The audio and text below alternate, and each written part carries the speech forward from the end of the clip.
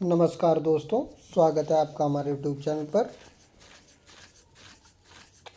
अगर आप चैनल पर नए हैं तो प्लीज़ चैनल को सब्सक्राइब कर लीजिए और अपने दोस्तों को शेयर कर दीजिए। डिक्टेशन की पीडीएफ टेलीग्राम ग्रुप से मिलेगी, जिसका लिंक मैं डिस्क्रिप्शन बॉक्स में दे दूंगा। आप वहां से ज्वाइन हो सकते हैं। 80 शब्द प्रति मिनट की गति से डिक्टेशन शुरू करते हैं। डिक्टेशन लिखने के लिए तैयार हो जाइए। डिक्टेशन शुरू होगी 5 सेकंड बाद।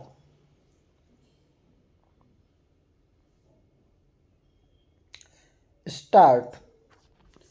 उपाध्यक्ष महोदय, मुझे बहुत प्रसन्नता है कि गंगा नहर शताब्दी महोत्सव के उद्घाटन के लिए मैं यहाँ आ सका। यह नहर भारत की वर्तमान नहरों में शायद सबसे पुरानी है। इस नहर से इस क्षेत्र के लोगों को जो अनेक लाभ पहुँचे हैं और अनाज तथा बिजली के उत्पादन से यहाँ जिस संपन्नता के युग का आरंभ हुआ है, उसके कारण नदियों की उपयोगिता में जनसाधारण का परंपरागत विश्वास और भी दृढ़ हुआ है। इस देश में नदियों को सदा ही महत्वपूर्ण स्थान दिया जाता है।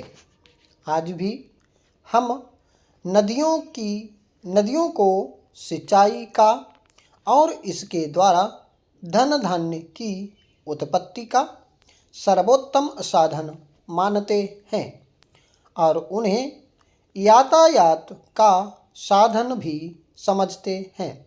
आधुनिक विज्ञान ने नदियों की उपयोगिता में कुछ और वृद्धि कर दी है, जिसमें सबसे प्रमुख जलप्रपात द्वारा विद्युत शक्ति का उत्पादन है। हमारे देश में नदियों का जाल बिछा हुआ है।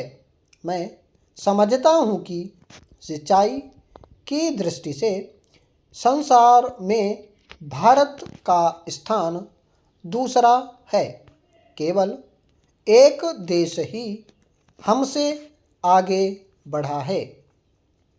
भारत की जनता के लिए यह बात महत्वपूर्ण है कि नहरों की इस श्रृंखला का श्री गणेश इस देश में गंगा की नहर से हुआ। पुनीत पावन गंगा, जो एक प्रकार से हमारे प्राचीन साहित्य और पौराणिक विचारधारा का आधार रही है और जो आज भी भारतीय साहित्य तथा भारतीयों के सामाजिक और धार्मिक रीति रिवाजों पर छाई हुई है, हमारे इतिहास में एक विशेष स्थान रखती है। अब से हजारों वर्ष पूर्व भी यहाँ के लोग गंगा को पावनता का स्रोत और वरदान दात्री मानते थे। इसलिए आज यदि वास्तव में भारत के सबसे बड़े राज्य के एक भाग ने अपनी संपन्नता गंगा की नहर से प्राप्त की है, तो हम यही कह सकते हैं कि पुरातन विचारधारा इतिहास के रूप में प्रकट हुई है। यह तथ्य चाहे एक संयोग मात्र ही हो, किंतु हम सबके लिए निश्चय ही इसका महत्व है। संभव है कुछ लोग सोचें कि 100 वर्ष पुरानी किसी घटना को इस प्रकार सामने लाकर उत्सव के रूप में मनाने का क्या अभिप्राय है। ऐसी शंका का आधार मानव स्वभाव से अनभिज्ञ और प्रेरणा के एक महत्वपूर्ण स्रोत को ग्रहण न करने की इच्छा ही हो सकता है। बीती बातों पर विवेकपूर्ण विचार का अपना ही महत्व है। इसके द्वारा ही क्रमागत उन्नति संभव है। इसलिए अतीत की सफलताओं को भावी प्रगति की नींव माना जाता है। आप मुझसे सहमत होंगे कि गंगा नहर मानव कल्याण और वैज्ञानिक विकास दोनों की दृष्टियों से एक महान सफलता है। आज जबकि हम इस सफलता की शताब्दी मना रहे हैं, तो अनिवार्य रूप से इसमें हमें स्फूर्ति और प्रेरणा मिलती है। इस अवसर पर हमें उन इंजीनियरों के प्रति भी आभार प्रकट करना चाहिए जिनके परिश्रम और सतत प्रयास के कारण ही यह योजना फलीभूत हो सकी।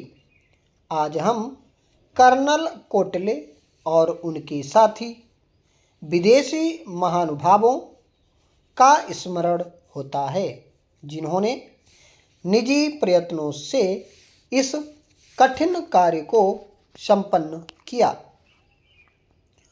उपाध्यक्ष महोदय, आज यहाँ गंगा के पुल का शिलान्यास करते हुए मुझे बड़ी प्रसन्नता हो रही है। बिहार में गंगा पर यह पहला पुल होगा और मैं भली प्रकार जानता हूँ कि इस राज्य के लोगों के लिए यह कितना बड़ा वरदान है और इसके द्वारा कितनी बड़ी आवश्यकता की पूर्ति होगी। मैं इसी राज्य का रहने वाला हूँ और अपने सार्वजनिक जीवन में मुझे बराबर इस राज्य के सभी भागों का दौरा करने का अवसर मिला है। इसलिए मैं निजी अनुभव से कह सकता हूँ कि इस पुल के निर्माण से बिहार के लोगों को विशेष रूप से और देश के लोगों को साधारण रूप से अनेक सुविधाएं प्राप्त होंगी। बिहार के मध्य से होकर गंगा प्राचीन काल से बहती आ रही है और आरंभ से ही इसके कारण यह राज्य दो भागों में विभक्त रहा है, जो मिथिला और मगध के नाम से प्रसिद्ध थे। प्राचीन काल में जबकि यातायात के साधन इतने उन्नत नहीं थे और लोगों को प्रायः महीनों तक लंबी यात्रा करनी पड़ती थी, और जब भारत के सभी भूभागों में आत्मनिर्भरता अर्थव्यवस्था का आधार थी, उस समय संभव है इस प्रदेश में गंगा पर पुल का अभाव इतना न खलता हो। परंतु आज के युग में विज्ञान के आविष्कार स्थान तथा दूरी पर विजय पा चुके हैं और यातायात के गतिमय साधनों का बहुत महत्व है। इसलिए उत्तर तथा दक्षिण बिहार के बीच सीधा रेल तथा सड़क मार्ग ना होना निश्चय ही बहुत बड़ी असुविधा है। बिहार के इन दोनों भूभागों की अर्थव्यवस्था ऐसी है कि अपने पूर्ण विकास के लिए एक भाग दूसरे भाग पर निर्भर करता है। उत्तर बिहार कृषि प्रधान क्षेत्र है और वहाँ गन्ना तथा खाद्यान्न भारी परिमाण में होते हैं, किंतु दक्षिण बिहार कोयला, लोहा, तांबा, अभ्रक, सीमेंट आदि खनिज पदार्थों के लिए प्रसिद्ध है। स्टॉप।